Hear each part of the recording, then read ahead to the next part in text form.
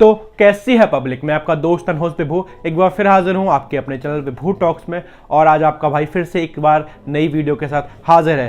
तो जैसा कि आपने टाइटल में देख ही लिया होगा कि आज मैं बात करने वाला हूं फ्लिपकार्ट के फ्रॉड के बारे में, या यूं कहिए कि फ्लिपकार्ट के द्वारा की गई बड़ी गलती के बारे में। तो चलिए शुरू करते हैं।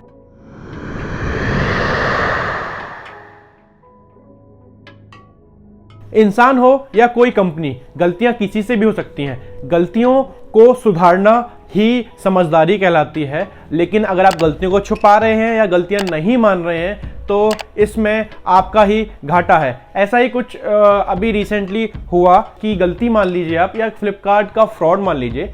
रिसेंटली एक मेरा कलीग है, उसके साथ एक फ्रॉड हुआ जो फ्लिपकार्ट के द्वारा किया गया।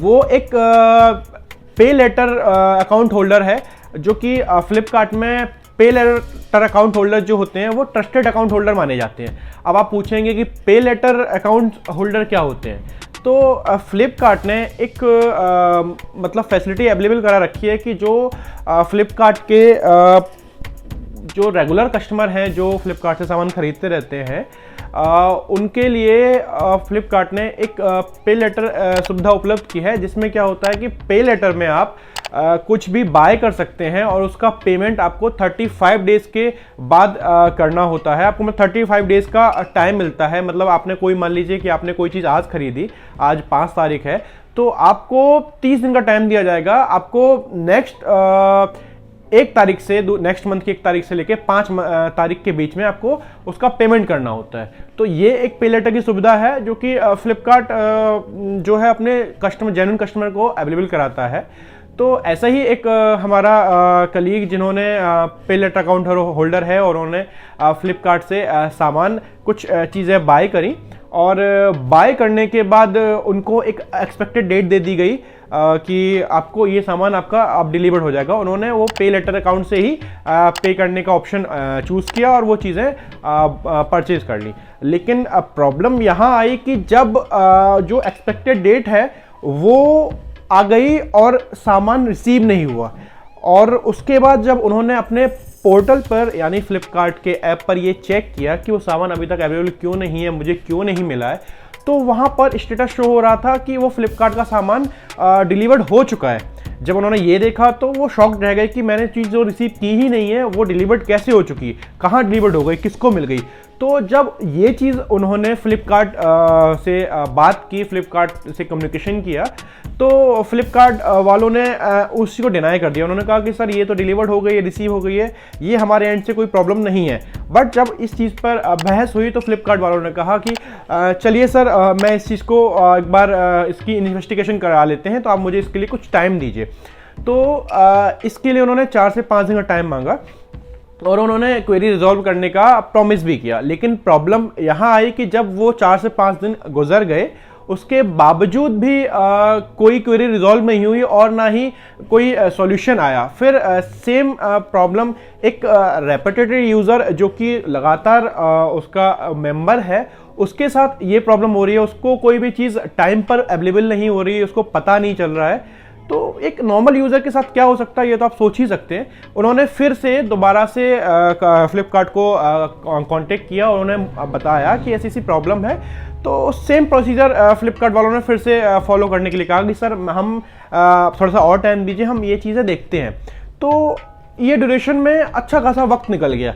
उसके बाद क्या हुआ कि उसके बाद भी कोई सॉल्यूशन नहीं हुआ।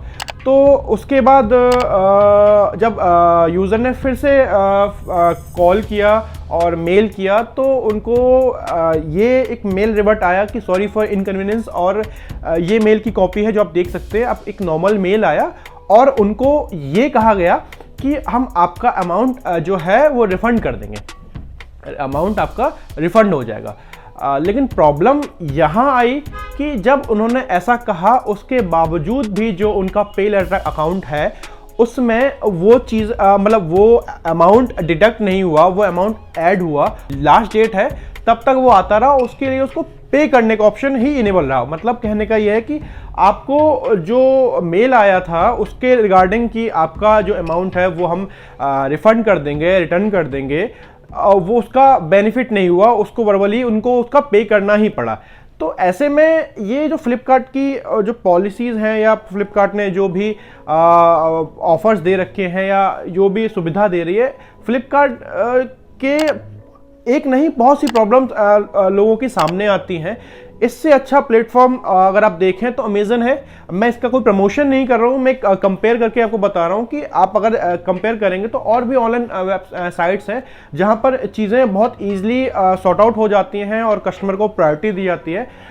अमेजन और भी ऑनलाइन पोर्टल हैं जहां पर कस्टमर को प्रायोरिटी दी जाती है, कस्टमर फ्रेंडली होते हैं, बट फ्लिपकार्ट में आए दिन ऐसी प्रॉब्लम्स होती रहती हैं। तो ये प्रॉब्लम जब मैंने अपने कलीग की सुनी तो मुझे लगा कि ये प्रॉब्लम आपके साथ शेयर करनी चाहिए और आपको अवेयर कराना चाहिए कि अगर एक नॉर्मल मतलब कह सकते हैं कि अगर एक ऐसे यूज़र के साथ प्रॉब्लम आ रही है जो कि उनका प्रीमियर मेंबर है, उसको उन्होंने ऑफर मतलब एक अलग से फैसिलिटी प्रोवाइड कर रखी है, जब ऐसे मेंबर के साथ प्रॉब्लम आ सकती है तो अगर नॉर्मल यूज़र हैं एज अ नॉर्मली जाके फ्लिपकार्ट कुछ बाय करते हैं तो कितनी प्रॉब्लम्स आ सकती हैं। तो अगर ऐसा कोई एक्सपीरियंस भी आपके साथ कभी हुआ है तो कमेंट करके मुझे बताएं।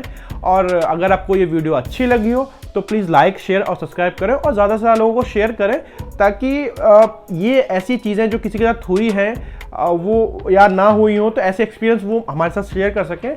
और मिलता हूँ फिर मैं आपसे अगली वीडियो में। जय हिंद।